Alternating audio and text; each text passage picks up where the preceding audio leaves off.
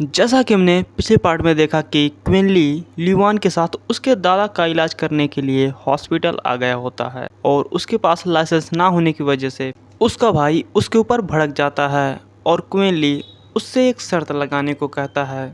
क्विनली कहता है अगर मैं सफल हो जाता हूँ तो आपको मुझसे माफ़ी मांगनी पड़ेगी, लेकिन अगर मैं असफल हुआ तो आप मुझे फ्रॉड के केस में जेल भेज देना।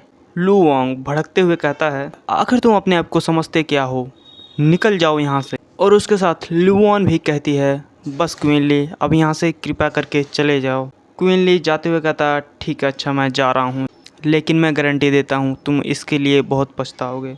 और वो बाहर आ जाता है जहाँ पर किंगइन उसका वेट कर रही होती है और वो कहती है करवा ली अपनी बेइज्जती, अब तुम खुश हो, अब घर चलो, यहाँ अपनी बेइज्जती मत करवाओ। और वो जाने लगते हैं। क्विनली कुछ नोटिस करता है और हम अंदर देखते हैं लो जोंग डॉक्टर से घबराते हुए पूछता है कि डॉक्टर साहब ये क्या हो रहा है, इनका शरीर इतना क्यों हिल रहा है। डॉक्टर भी घबराते हुए नर्स को जल्दी से मशीन लाने को कहता है और हम देखते हैं उस मशीन में उसका ब्लड प्रेशर 0 हो चुका होता है। ये देखकर डॉक्टर भी कहता है अब मैं कुछ नहीं कर सकता, मुझे माफ़ करना।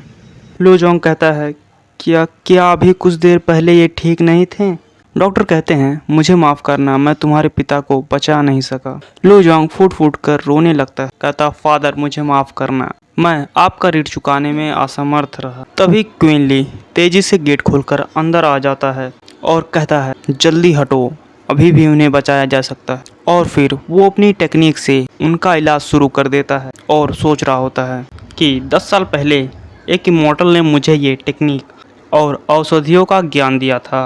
वो अपने हाथ में एनर्जी को इकट्ठा करता है, वहीं लू जोंग आश्चर्य से उसे देख रहा होता है। क्विनली उस एनर्जी को एक सुई के जरिए उसकी बॉडी में भेजता है और बताता है इसकी वजह से मैं 10 साल बोल नहीं सका। अगर मैं इसका इस्तेमाल किसी व्यक्ति की जान बचाने के लिए कर सकूं तो फिर ये 10 साल मेरे लिए कुछ नहीं है। ये सोचते हुए वे सारी सुइयां उस व्यक्ति के सीने पर गाड़ देता है और वो व्यक्ति खून खांसते हुए उठ जाता है। ये देखकर वे दोनों उस व्यक्ति को बुलाते हुए उसके पास पहुंच जाते हैं। वहीं क्विनली हाँफते हुए कहता है शुक्र है मुझे देर नहीं हुई। वहीं डॉक्टर भी हैरानी से देखते हुए कह रहा होता है आखिर ये संभव कैसे हो सकता है। लू जोंग अपने डैड को संभालते हुए कहता है कि डैड आखिरकार आप जाग ही गए। लुओंग भी खुश होते हुए कहती है अंकल आप जाग गए, मैं तो बहुत डर गई थी।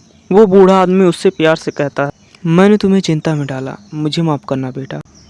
और क्विनली भी इनको खुश देखकर वहाँ से जाने लगता है।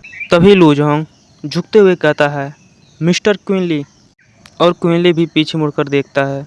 लू जोंग माफ़ी मांगते हुए कहता है मिस्टर क्विन मुझे आप पे संदेह नहीं करना चाहिए था, मैंने आपके साथ बहुत ही बुरा व्यवहार किया। और तभी क्विनली उसे झुककर उठाते हुए कहता है मेयर लू मैं तो बस मरीज को बचाने के लिए आपसे शर्त लगा रहा था, प्लीज़ बुरा मत मानिएगा।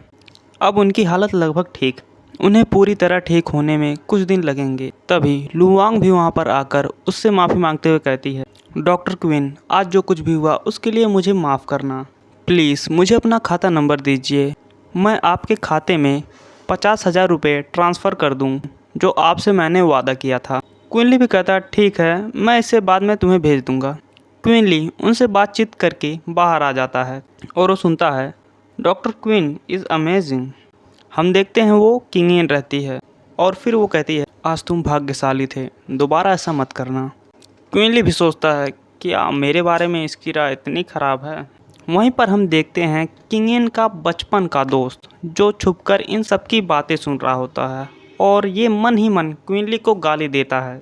और फिर ये दोनों अपने घर पहुंच गए होते हैं जहां पर किंगियन की माँ उससे पूछती है बेटा क्या तुम ठीक हो, मुझे तुम्हारी चिंता हो रही थी। वो कहती है माँ मैं ठीक हूँ, अब सब ठीक हो गया। वो बुढ़िया क्विनली पे चिल्लाते हुए कहती है ओए तुम वहाँ पर किस लिए खड़े हो, जल्दी करो और घर साफ करो। क्विनली भी जाते हुए कहता है मैं बहुत थक गया हूँ, मैं जा रहा हूँ अपने कमरे में आराम करने। लेकिन वो सारा काम करने के बाद आता है और कहता है किंगिन मैंने सारा काम पूरा कर लिया। और वो देखता है किंगिन को जो योगा स्टेप्स कर रही होती है और वो सोचता है ये यहाँ पर योगा कर रही है।